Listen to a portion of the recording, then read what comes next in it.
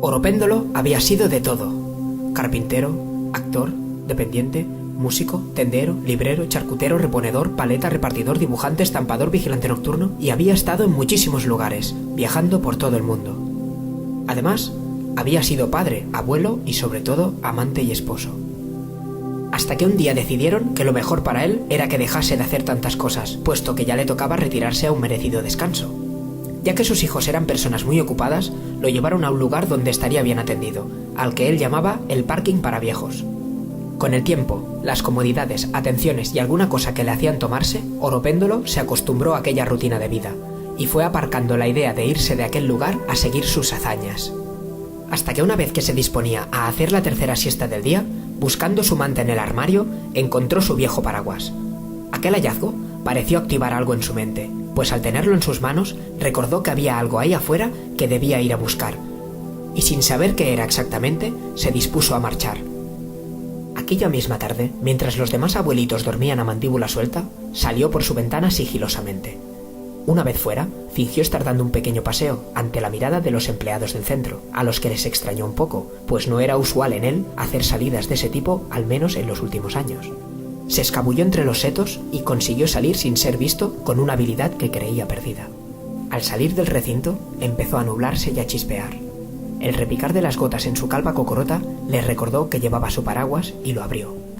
Así se puso en marcha, sin rumbo fijo, solo siguiendo los golpes de aire que impulsaban al paraguas. Empezó a llover más fuerte, y al llegar a un valle era tal la cantidad de agua que caía que se inundó todo creando un gran lago. Oropéndolo improvisó una pequeña barca que, impulsada por el viento, le llevó a la otra orilla sano y salvo.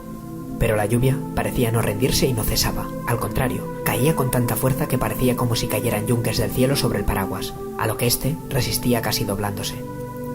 Llegó un momento en el que la cortina de agua era tan densa que el camino se había vuelto invisible.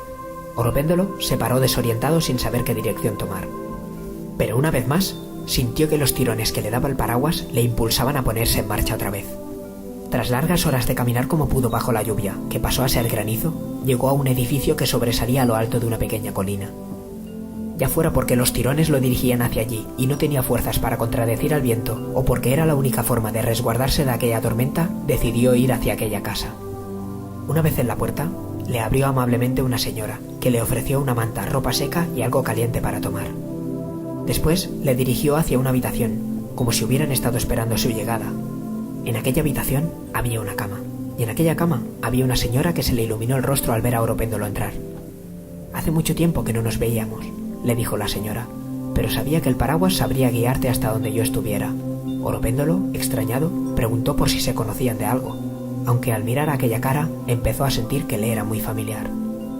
Aquella anciana le explicó que una vez, cuando ella era una niña, un día que llovía muchísimo, corría al resguardo de su paraguas. Pero este cedió al viento y se rompió, dejándole con el mango partido en la mano y a merced de aquel aguacero. Un muchacho que por ahí pasaba y lo vio, lo atrapó al vuelo y con un pequeño tronco que encontró se lo devolvió con un nuevo manguito. Ella, en compensación, le invitó a resguardarse bajo el paraguas reparado. Juntos contemplaron la lluvia hasta que paró.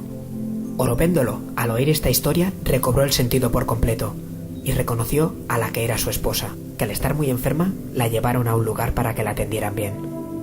Aquel viejo paraguas había cumplido con su misión de reunir a nuestros dos protagonistas en aquella maravillosa fecha en la que muchos años antes sucedió aquel mágico encuentro.